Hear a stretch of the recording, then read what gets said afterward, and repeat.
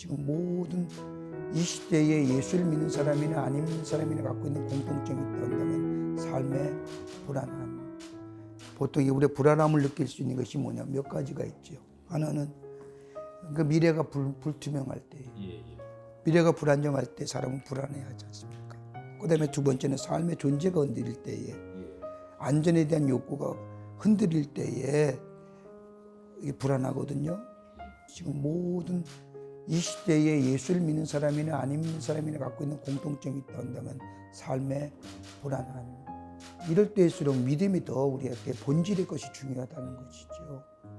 그래서 믿음의 생활이, 신앙의 생활이 얼마나 이때에 중요한가를 다시 한번 느끼게 되는데, 많은 사람들이 이 불안의 요소를 해결하기 위해서 다른 것들에 대한 의지하죠. 그래서 이 불안을 해결하기 위해서는 다른 것이 아니라 다른 것들로 줄 수 없는 것들이니까, 이래서 복음이 필요한 거고, 이래서 저들에게 저 불안을 해결할 수 있는 가장 근본적인 것들이 필요한 것인데, 그것은 다름이 아니라 복음이라는 거예요. 예수 그리스도의 말씀이고 예수 그리스도가 필요하다는 거예요. 그래서 교회가 세상의 소망이 되고 세상의 희망이 되어야하는 겁니다. 세상의 그 어떤 것도 인간의 가장 기본적인 문제를 해결하지 못하는데, 내면의 문제, 실존의 문제를 해결 못하지만 교회는 그 인간의 내면과 실존의 문제를 해결해 주실 겁니다. 그러니까 교회가 소망이란, 희망이란 얘기가 바로 이런 거예요. 왜요? 교회는 생명의 복음이 증거되기 때문에. 우리나라 국민소득이 3만 불이라고 하죠. 종교사회학자들이 얘기하는 게 뭐냐면요, 3만 불이 되면요, 종교의 자체에 대해서 관심이 없어요. 그러면 이 종교의 자체에서 관심이 없던 문제에 대해서 어떻게 우리가 넘었을 거예요? 그런데 이상하죠? 이상하게도 초월적 명상이라든지 인간의 내면의 문제를 생각하는 종교에 많은 사람들이 관심을 갖고 있잖아요. 왜 우리 기독교는 왜 그렇게 못하는 거예요?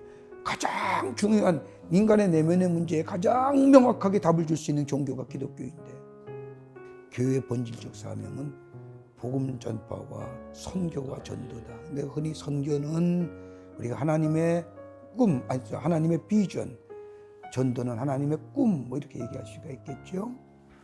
그래서 저희가 교회가 성장 위주보다 이제 전도하고 선교하고, 내가 예수 그리스도를 통해서 변화된 삶의 모습을 가지고 다른 사람에게 이 복음을 전하는, 내 안에 변화를 이루어지는 평화가 임하고 기쁨이 있고 감사가 있고, 삶의 주변의 환경이 아무리 어렵고 힘들더라도 예수 그리스도를 통하여 얻어지는 기쁨과 감사와 만족과 이 평화를 다른 사람에게 전함으로써 다른 사람과 함께 평화를 이루어 나가는, 여러모로 외형이나 내용적인 면에서 한국교회가 괄목할 만한 세계교회 안에서의 어떤 나름대로 위치를 갖고 있단 말입니다. 그런데 문제는 뭐냐면 인물이 없는 겁니다. 사람이.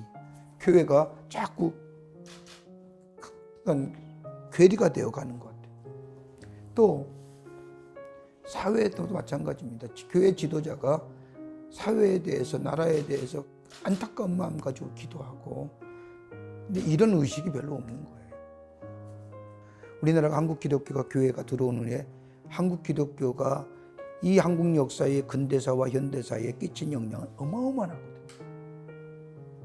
이거 자꾸만 왜곡하고, 이거 자꾸만 왜곡하고, 이거 좀 영향력을 줄이려고 하지만 말입니다.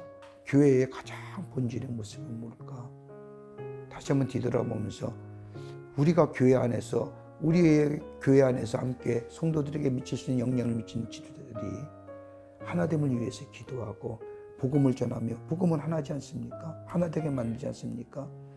저는 뭐 이런 분들의 이야기에 대해서 반대하는 거 아닙니다.